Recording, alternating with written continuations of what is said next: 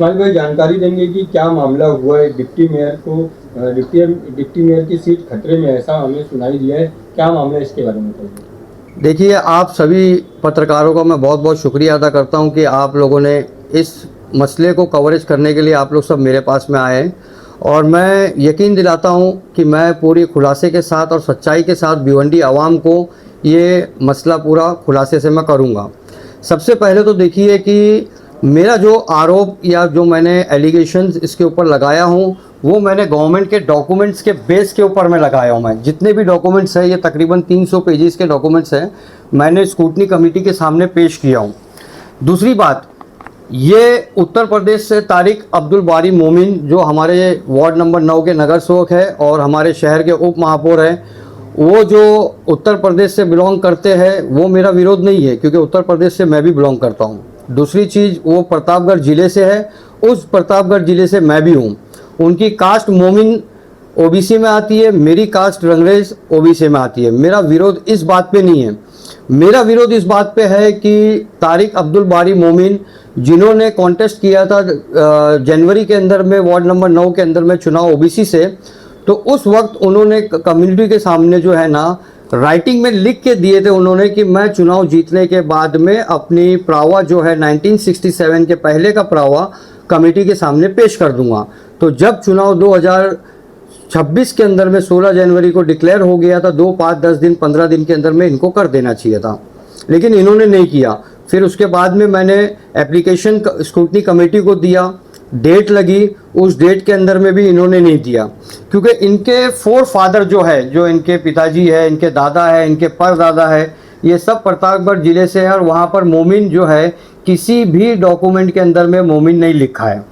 लेकिन जो migrant families होती है जो उत्तर प्रदेश से महाराष्ट्र में आते हैं, तो उनको भी ओबीसी वैलिडिटी करके मिलती है, ऐसा नहीं कि नहीं मिलती है, लेकिन उसके लिए ज़रूरी ये है कि 1967 के पहले आपको ये साबित करना पड़ेगा कि आप यहाँ के रेसिडेंस थे, आप यहाँ पर आपका जो है कास्ट उस जगह पे लिखा हुआ रहना चाहिए 1967 के पहले के प्रावा में। प्रावा आप अगर बाद में बनाते हो 67 के बाद, मान लो आप 80s में बनाते हो, 85 में बनाते हो, 90 में बनाते हो और उसमें मेंशन करते हो 1967 के पहले का, तो ये गवर्नमेंट में वैलिडिटी के लिए अप्रूवल नहीं है। तो मैं सिर्फ इतना चाहता हूं कि इनके परिवार के अंदर में जो कई लोगों ने कास्ट सर्टिफिकेट बनाए हैं और कई लोगों को वैलिडिटी मिली है, तो ये अपनी जो वैलिडिटी इनके परिवार के लोगों को मिली है उसका जो प्रावा है ये पेश कर दे कमेटी को और कमेटी इनको दे दे वैलिडिटी। लेकिन प्रावा वैलिडिटी के लिए काबिल नहीं है, इनकम्प्लीट प्रावा है और ये चुनाव जो लड़े थे वो गलत तरीके से वार्ड नंबर 9 के अंदर में ये चुनाव लड़े और गलत तरीके से ये जीत के ये उप महापौर की कुर्सी पे बैठे हैं। तो मेरा सिर्फ और सिर्फ कमेटी से ये मांग है, अपना महाराष्ट्र गवर्नमेंट से भी ये मांग है कि डॉक्यूमेंट की वेरिफिकेशन कायदे से की जाए, सही तरीके से की जाए और कोई खोटा पेपर अगर ये लगाते हैं और ऐसा पेपर अगर ये लगाते हैं कि इनके पूरे परिवार के अंदर में वो पेपर ना लगाओ और लोगों ने कास्ट सर्टिफिकेट बनाए और वैलिडिटी लिए, तो इसका मतलब ये है कि ये दूसरा पेपर जो लेके आए ये खोटा पेपर है और ये अपनी वैलिडिटी सिद्ध करने की कोशिश कर रहे हैं। दूसरी बात, मैं आप लोगों के सामने ज़रूर ये बात रखना चाहूँगा कि तारिक अब्दुल बारी मोमिन को बचाने के लिए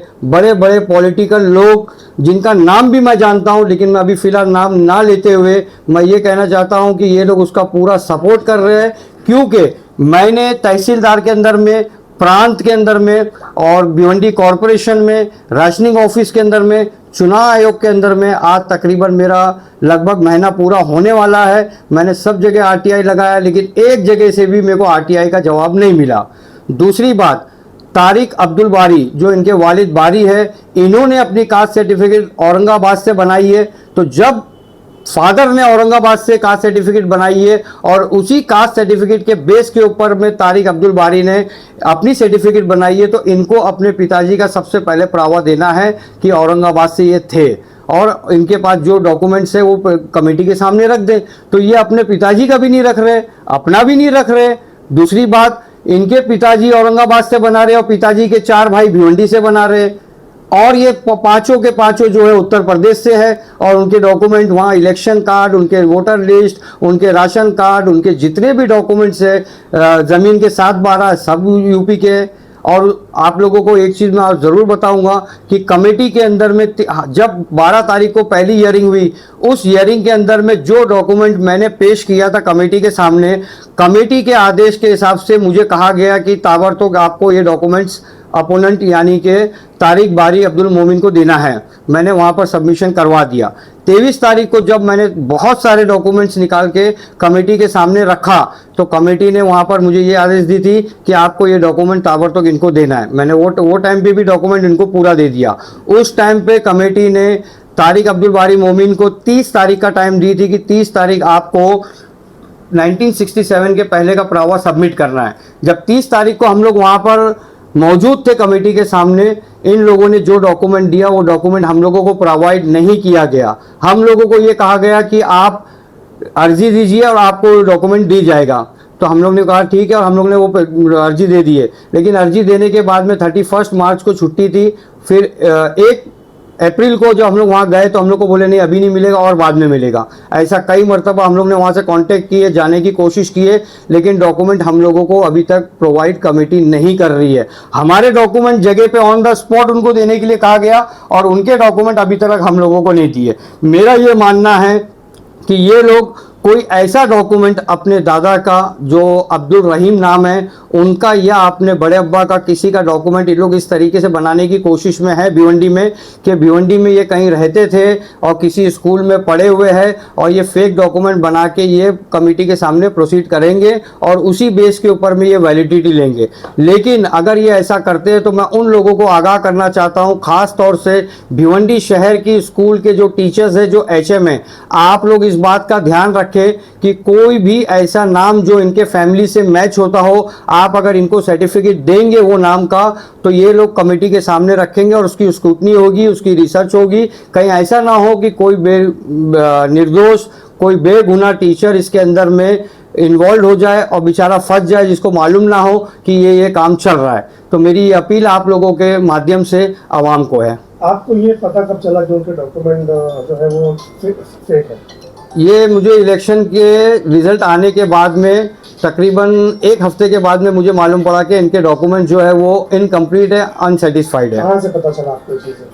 ये डॉक्यूमेंट्स जितने भी कैंडिडेट जो लड़ते हैं चुनाव तो वो अपने एफिडेविट के अंदर में पूरे डॉक्यूमेंट सबमिट करते हैं, तो हमको कॉर्पोरेशन से अपना चुनाव आयोग से मिलता है। ये सवाल तो इलेक्शन कमीशन के ऊपर भी उठता है कि उसके पहले जब डॉक्यूमेंटेशन होता है उनको अपने सारे फॉर्म सारी चीज़ें जमा करनी होती है, तो क्या उन्होंने बिना जांच किए, बिना चेक किए उनके फॉर्म को, उनके डॉक्यूमेंट को एक्सेप्ट कर लिया? मैंने आपको पहले भी कहा कि जब